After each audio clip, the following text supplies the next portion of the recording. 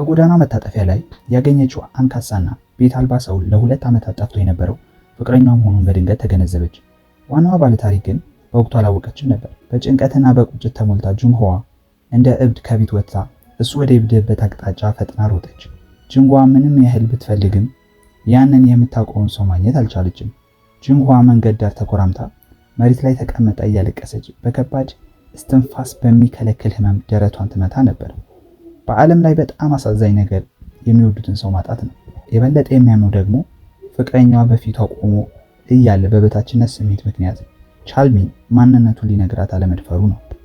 ቻልሚንና ጁንሆዋ ለመጀመሪያ ጊዜ በዝናባማ ምሽት በዘበኞች የጥበቃ ቤት ውስጥ እንደተገናኙ በግልጽ ያስታውሳሉ። በዚያ ጊዜ አዲስ ጠባቂ የሆነው ቻልሚን በጎጆ ውስጥ ቴሌቪዥን በመመልከት ላይ ትኩረት አድርጎ ነበር። በድንገት ጁንሆዋ በሩን ከፍታ ገብታ እንደለመደችው ተቀመጠች። ብዙ ምግቦችን እያወጣች በደስታ እያወራች በግድ በቻልሚን እጅ ላይ አስቀመጠቻቸው። በመጀመሪያ ቻልሚን ግራ ተጋብቶ ነበር። ነገር ግን ብዙ ሳይቆይ ይህች ቆንጆ ልጅ ምንም ማየት እንደማትችል አስተዋለ።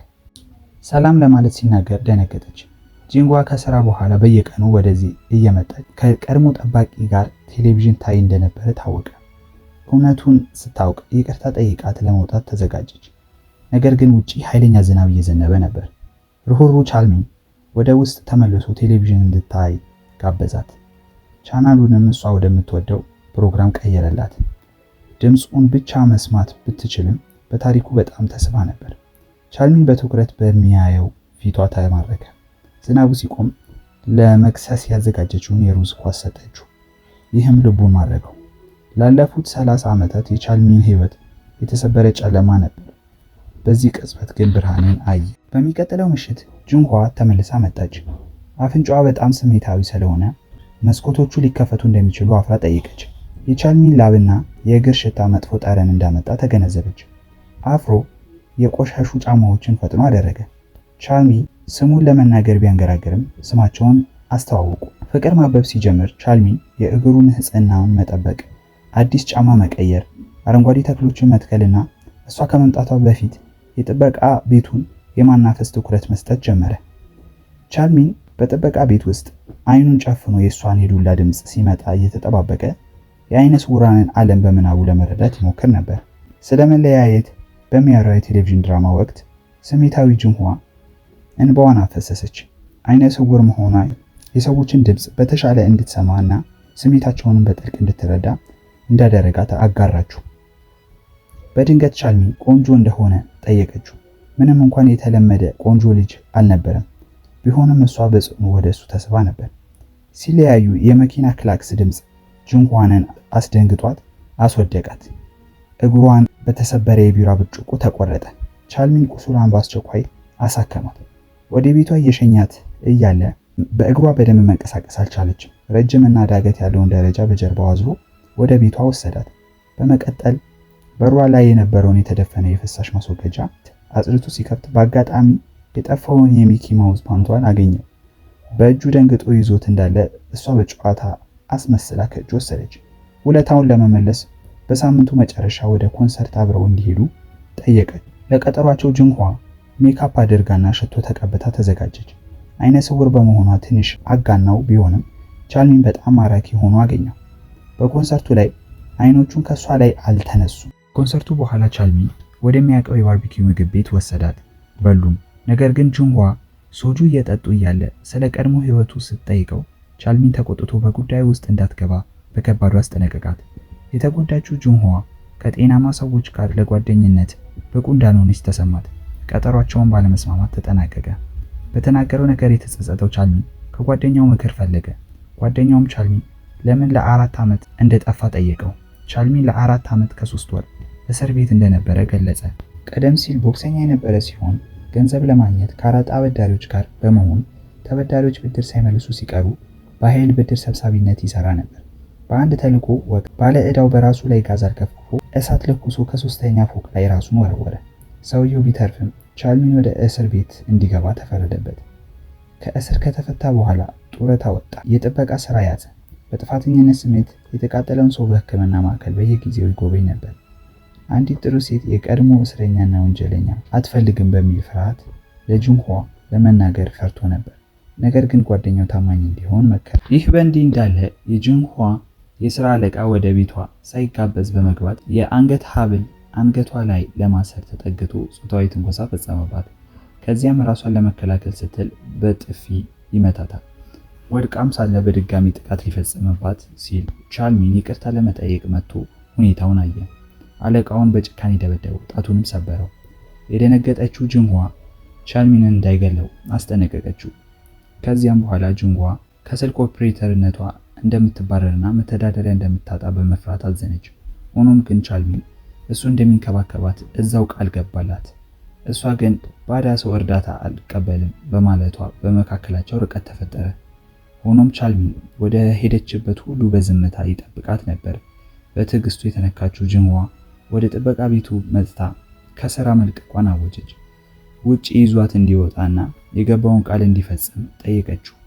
በሚቀጥለውም ቀን ቻልሚን ውዩ የተባለ ውሻ ይዞ መጣ። ከተወለደበት የሕፃናት ማደጊያ አቅራቢያ ወደሚገኘው ገጠር ወሰዳት። የፍቅር ምልክት ይሆን ዘንድ ለስላሳ ድንጋዮችን ሰጠችው። ፍቅር ቻልሚንን ለወጠው። እሷን ለመንከባከብ ሲል እንደገና ልምምድ ጀመረ። ወደ ቦክስ ስፖርት ተመለሰ። ቤቱን ለእርሷ እንቅስቃሴ እንዲያመች ማዕዘኖችን አስተካከለ። የሸክላ ውጤቶችን መስሪያ ዕቃዎችን አዘጋጀላት። በአንድ ቆንጆ ፀሐያማ ቀን ጅንሁዋ በወርቃማ ፀሐይ ስር ፊቱን በእጆቿ በለስላሳ ሁኔታ ዳሰሰች። የእሷን ሱቅና ሕይወት ለመደገፍ ቻልሚን በሚስጥር ጨካኝ የቦክስ ውድድሮች ላይ እየተሳተፈ በመደብደብ ይመለስ ነበር።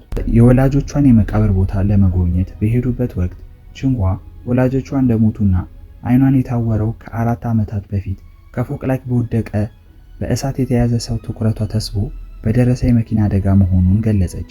የተሰበረው ቻልሚን ለዚህ አደጋ ምክንያት የሆነው ብድር ሰብሳቢው እሱ ራሱ መሆኑን ተገነዘበ።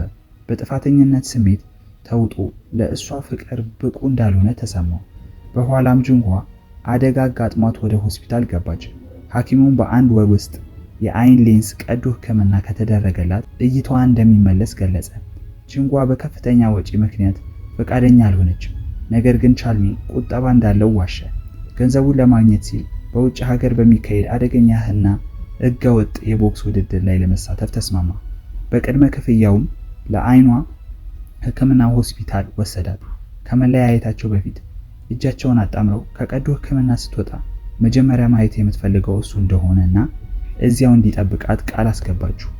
ወደ ሌላ ሀገር ሲያቀናም ስሙንና ማንነቱን ቀይሮ ነበር። በውጭ ሀገር በተደረገ ጨካኝ የብረት ሪንግ ውስጥ ውድድር ላይ ቻልሚን አሸናፊ ተወዳዳሪን በአስቸጋሪ ሁኔታ አሸነፈ።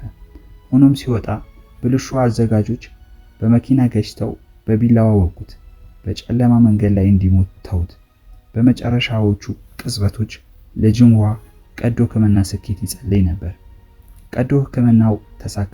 ነገር ግን ቻልሚን በመጥፋቱ ጅንሁዋ ልቧ ተሰበረ። ከወራት በኋላ የጉንጉን ጭንብል ያለበት ፓኬጅ ደረሳት። ወደ አድራሻውን በመሄድ የተቃጠለውን ሰው አገኘችው። እሱም የቻልሚንን ያለፈ ታሪክና ያደረገውን መስዋዕትነት ነገራት። በጥፋተኝነቱና በመልካም ስራዎቹ መካከል የተወጠረችው ጅንሁዋ ድንጋዩን ይዛ ፍቅርን መረጠች። 2 ዓመታት አለፉ። ጅንሁዋ ስኬታማ የሸክላ ሱቅ ታስተዳድር ነበር። በሕክምና ማዕከል በበጎ ፈቃደኝነት ትሰራም ነበር። እሷ ሳታውቅ በዚያ ማዕከል ውስጥ የተጎዳው እና ሽባ የሆነው ሰው ቻልሚን ነበር። እሱ ቢተርፍም ብቁ እንዳልሆነ ተሰምቶት እሷ የሰጠችውን የድንጋይ ማስታወሻ እንዳታየው ሸፍኖ ያዘው። ማንነቱን ደብቆ ነበር። እሷ በሕክምናው ላይ ስትረዳው ጀርባውን ስታሸው የምታውቀው መስሏት ነበር። ነገር ግን የተበላሸ ፊቱንና የተለጠፈው ስሙን ስታይ ጥርጣሬዋን አቆመች። እሱም እንባውን እየተከላከለ በዝምታ ድንጋዩን ይዞ ይቆይ ነበር። ከተማዋን ለዘለቄታ ከመተው በፊት ቻልሚን ወደ ሱቋ መጥቶ አበባ ገዛ። ትንሽ ኤሊዮንም ወሰደ። ውጭ ያለው ውዩ የተባለ ውሻ ቻልሚንን አውቆ ጮኸ። ከጠፋው ኤሊና ከውሻው የጩኸት ምላሽ እውነቱን የተገነዘበችው ጅንሁዋ እያለቀሰች መንገዶቹ ላይ ፈለገችው። ተስፋ ቆርጣ ወደ ቀድሞ የልጅነቱ ሐይቅ ነዳች። በዚያም ቻልሚን ኤሊዮን ወደ ውሃ እየለቀቀ ነበር።